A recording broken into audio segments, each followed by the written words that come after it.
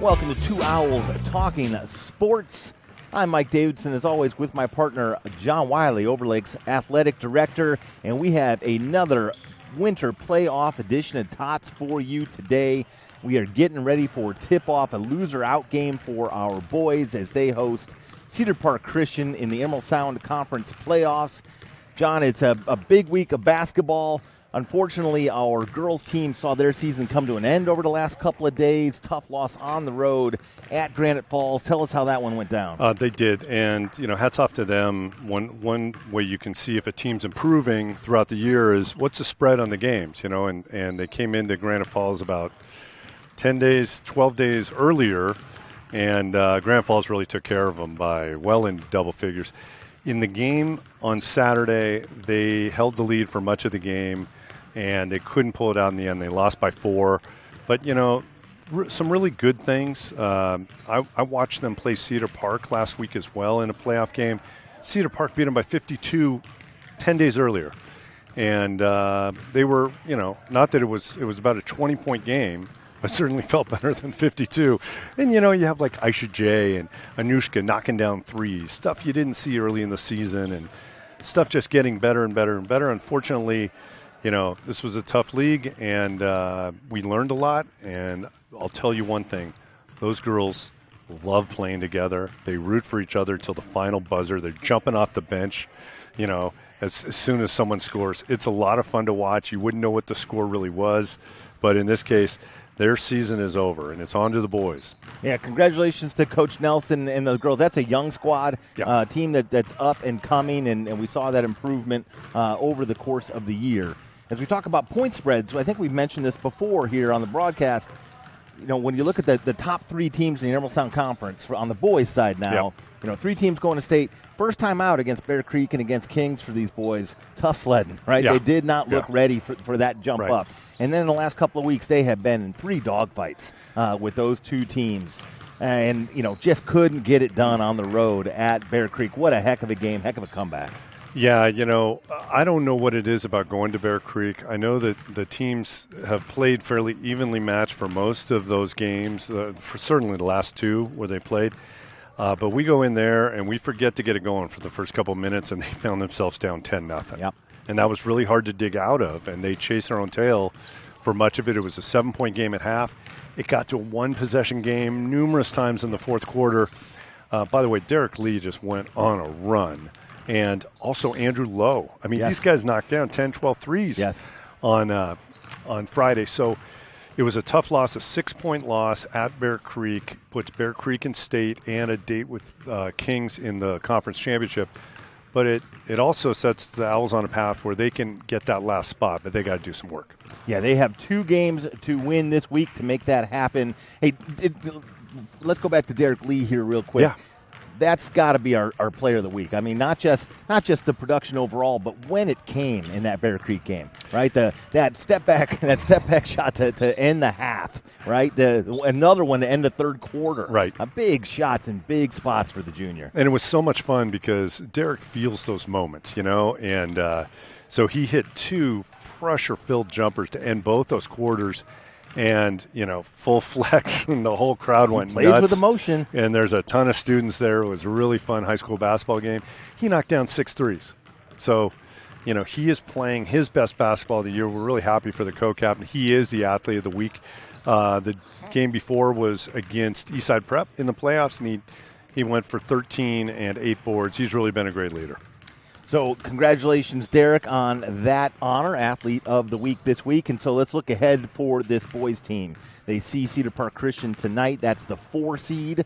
Tough matchup, but they have had Cedar Park's number so far this season.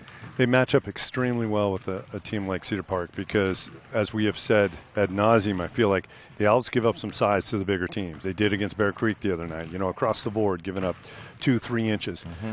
Cedar Park is not a team you're giving it up to. We can kind of go toe-to-toe. We're probably as big, if not bigger than they are in most positions. And that means that, like, Xander Gregish can really do some work in the post, which he was having trouble with the 6'6" guy the other night.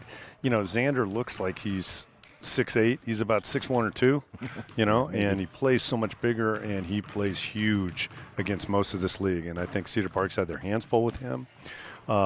also we do a much better job when we can press and get in our traps and throw a lot of full court and half court Ds at them, and then get in our running game, because that's really the speed that is really the strength of the Owls. Yeah, they have managed to speed up these Cedar Park ball handlers in both of these matchups, but they have one of the best players in the conference, and he's the reason they're in this game right now.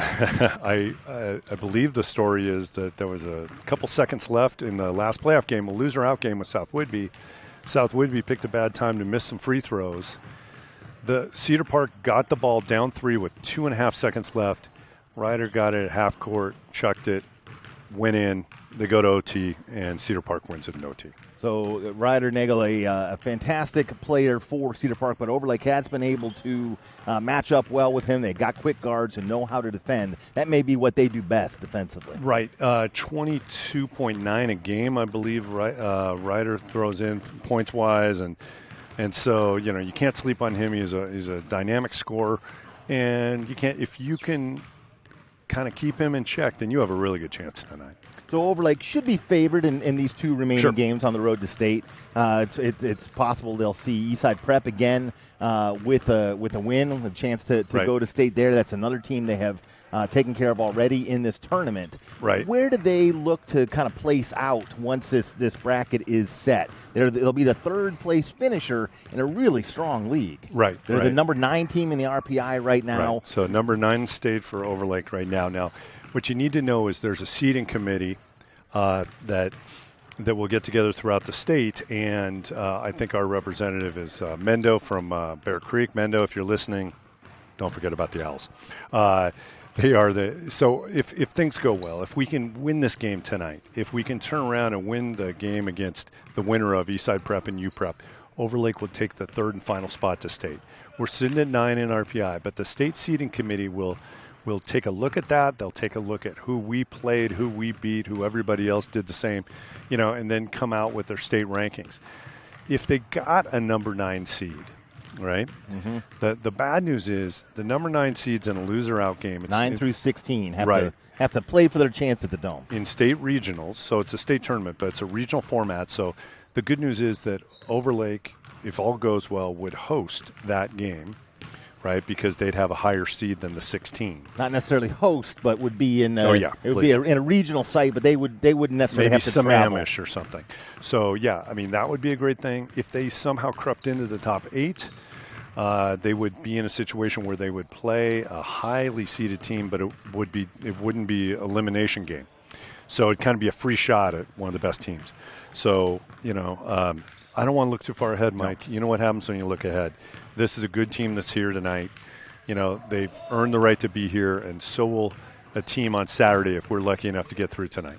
And so a lot of playoff basketball still to go. Hopefully we'll be back to tell you about this week and the state tournament ahead next week.